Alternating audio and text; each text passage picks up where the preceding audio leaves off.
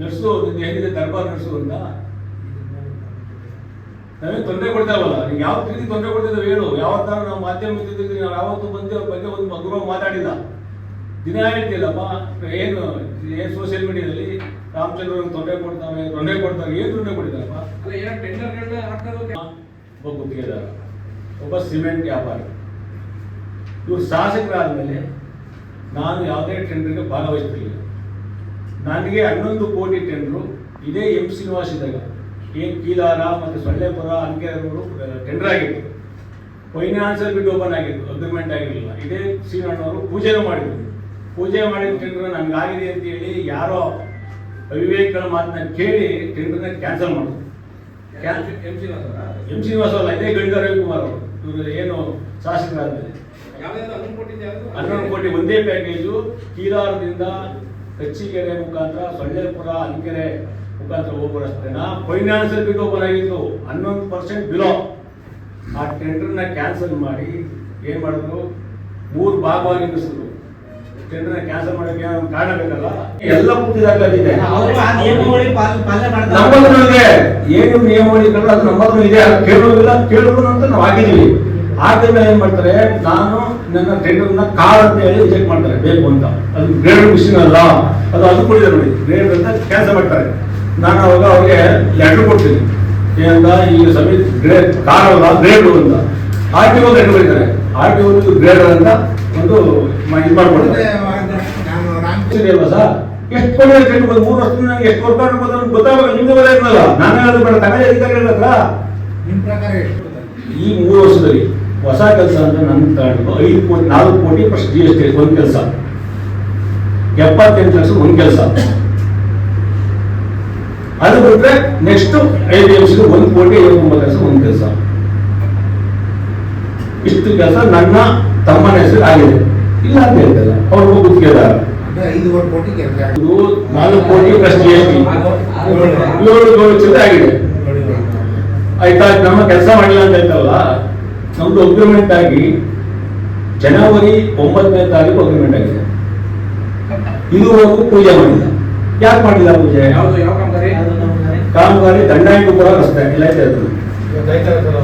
ಪೂಜೆ ಮಾಡಬೇಕು. ಇಷ್ಟು ಲೇಟ್ ಆಗಲಿಕ್ಕೆ ಕಾರಣ ಯಾರು? ಟೆಂಡರ್ ಆಗಿದೆ, ಅದು ಹೆಚ್ಚು ಕಡಿಮೆ 6 ತಿಂಗಳಾಗಿದೆ. ಜನವರಿ ಟೆಂಡರ್ ಆಗಿ ಉದ್ಘಾಟನೆ ಆಗಿದೆ. 4 ಕೋಟಿ ಪ್ಲಸ್ GST. ಇದುವರೆಗೂ ನಾವು ಕೆಲಸ ಆದ ತಕ್ಷಣ ಜಲ್ಲಿ ಹೊಡೆದಿದ್ದೀವಿ, ಗಾಡಿಗಳು ತಗೊಂಡಿದ್ದೀವಿ, ಲೆಟರ್ ಕೊಟ್ಟಿದ್ದೀವಿ ಆಫೀಸ್ಗೆ. ಏನಂತ, ನಮ್ಮ ಕೆಲಸಗಳನ್ನ ಶುರು ಮಾಡ್ಲಿಕ್ಕೆ ನಮ್ಗೆ ಅವಕಾಶ ಮಾಡಿಕೊಡಿ, ಹಸ್ತಾಂತರ ಮಾಡಿಕೊಡಿ ಅಂತ ಮಾಡಿಕೊಟ್ಟಿಲ್ಲ. ಇವ್ರಿಗೆ ಏನ್ ಕಾಂಟ್ಯಾಕ್ಟ್ ಕೊಡ್ಬೇಕು, ಕಾಂಟ್ಯಾಕ್ಟ್ ತಲುಪಿಸಿದೀವಿ, ಪೂಜೆ ಮಾಡಿಲ್ಲ. ನಿನ್ನೆ ನಾನು 2ನೇ ನೋಟಿಸ್ ಯಾವಾಗ ಕೊಟ್ಟೆ, ಯಾರೇ ಶಾಸಕರಿಗೆ ಏನ್ ಕಾಂಟ್ಯಾಕ್ಟ್ ಕೊಡ್ಬೇಕು, ಕಾಂಟ್ಯಾಕ್ಟ್ ತೋರಿಸಿದ್ವಿ. ಎಷ್ಟು ಕೊಡ್ಬೇಕು ಅಷ್ಟು ಕೊಟ್ಟಿದ್ವಿ. ಅವ್ರಿಗೆ ಕೊಟ್ಟಿದ್ವಿ ಸರ್, ಎಲ್ಲ ಪೂಜೆ ಗಂಟೆ ಎಷ್ಟು ಕೊಡ್ಬೇಕು ಕೊಡ್ತಿದ್ವಿ.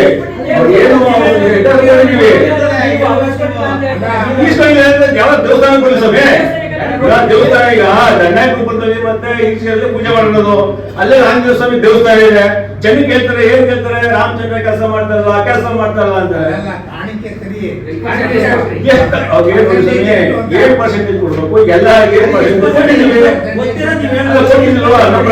ನಮ್ಮ ಬ್ರದರ್ ಗೊತ್ತಿದೆ ಕೊಟ್ಟಿರೋದು. ಯಾವ ತರಿಸಿದ್ವಿ ಕೆಲಸ ಮಾಡಕ್ ಬಿಡ್ತಾರ? ನೀವು ಯಾಕೆ ಪೂಜೆ ಮಾಡಿಲ್ಲ? ನೀವು ಪೂಜೆ ಮಾಡಿ ಕೆಲಸ ಮಾಡಿಲ್ಲ, ನಾವು ಕೇಳಿ, ನಮ್ಮ ತಮ್ಮನ್ ಕೇಳಿ, ನಾವು ಅದು ಕೊಡ್ತೀವಿ. ಹೊರಗಡೆ ಕೊಟ್ಟಿಲ್ಲ, ಅಲ್ಲೇ ಬರುತ್ತಲ್ಲ. ಪೂಜೆ ಆಯ್ಕೆ ಮಾಡಿಸಿ ನಾನು 4 ಕೆಲಸ ಶುರು ಮಾಡ್ತೀವಿ. ಹೇಳ್ತಾರೆ ಅಪೀಲಲ್ಲಿ ಹೇಳ್ತಾರೆ, ಸರಿ ಇದೆ, ನೀವು ಯಾಕೆ ಈ ತರ ತಪ್ಪು ಮಾಡಿದ್ರೆ ವಾಪಸ್ ಹಾಕ್ತಾರೆ. PWD ಟೆಂಡರ್ 2 ಟೆಂಡರ್ ಇದೆ, 6 ಕೋಟಿ ದಂಡಾಯಕಪುರ ಅಲ್ಲ. ನೋಟಿಫಿಕೇಶನ್ ನೋಡಿ, notification number improvement package BN road to ಒಡಲು ಚೆನ್ನೈಜು ಮತ್ತೆ ಬೊಮ್ಮೆನಹಳ್ಳಿ, ಅನಿನಹಳ್ಳಿ, ಬೋರ್ಡಹಳ್ಳಿ ಸುಮಾರು ಊರುಗಳನ್ನ ಸೇರಿ ಒಂದು ಪ್ಯಾಕೇಜ್ ಮಾಡಿದ್ದಾರೆ. ಆಕ್ಚುಲಿ ಇದನ್ನ ಪ್ಯಾಕೇಜ್ ಮಾಡುವ ನೀರಿಲ್ಲ ಫಸ್ಟ್ ಕಾನೂನು.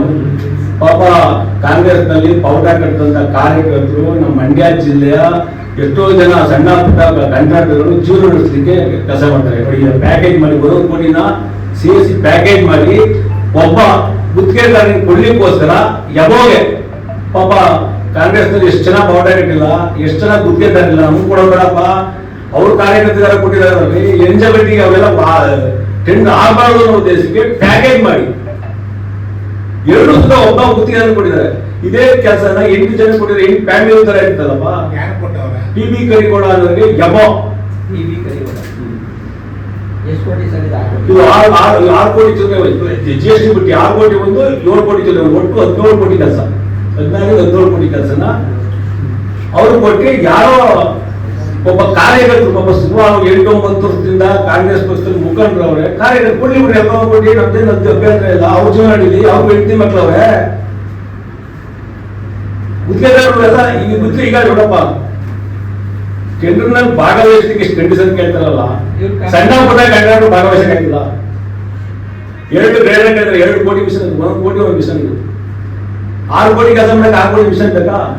ನೋಡಿ, ಹಾಸ್ಪಿಟಲ್ ಪ್ಲಾಂಟ್ ಹೇಳಿದ್ದಾರೆ, ಇದು 80 ಲಕ್ಷ ಪ್ಲಾಂಟ್, ಒಟ್ಟು 1 ಕೋಟಿ ಇರ್ತದೆ. ಪೇವರ್ ಒಂದೇ ಬೇಕಾದ್ರೆ 3 ಪೇವರ್ ಕೇಳಿದ್ದಾರೆ, 50 ಲಕ್ಷ ಪೇವರ್ 1 ಕೋಟಿ.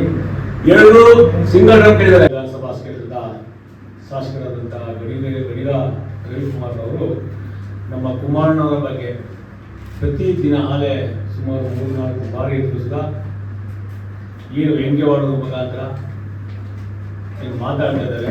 ಅದರ ಬಗ್ಗೆ ನಿಮ್ಮ ಮುಂದೆ ಚರ್ಚೆ ಮಾಡಲಿಕ್ಕೆ ಬಂದಿದ್ದೀನಿ. ನಾನು ಅವನ್ನ ಕೇಳಲಿಕ್ಕೆ ಬಯಸ್ತೀನಿ. ಕುಮಾರಣ್ಣವರು ಪ್ರೀತಿಯ ರೈತರ ಬಗ್ಗೆ ಹೋರಾಟವನ್ನು ಮಾಡ್ತಾರೆ. ಹಾಗೆ DK ಶಿವಕುಮಾರ್ ಸಾಹೇಬರು ಮತ್ತು ಕುಮಾರಣ್ಣವರು ಇಬ್ಬರು ಸುಧಾ ಹಿರಿಯ ರಾಜಕಾರಣಿಗಳು. ಅವರಿಬ್ಬರು ಸುಧಾ ಏನು ರೈತರ ಒಂದು ಏನು ಹೋರಾಟ ಇದೆ, ರೈತರ ಪರ ವಿರೋಧ ಎರಡೂ ಇರ್ತದೆ, ಅದು ನೋಡಿ ಚರ್ಚೆ ಮಾಡುವಂಥ ಶಕ್ತಿ ಅವರಿಗಿದೆ.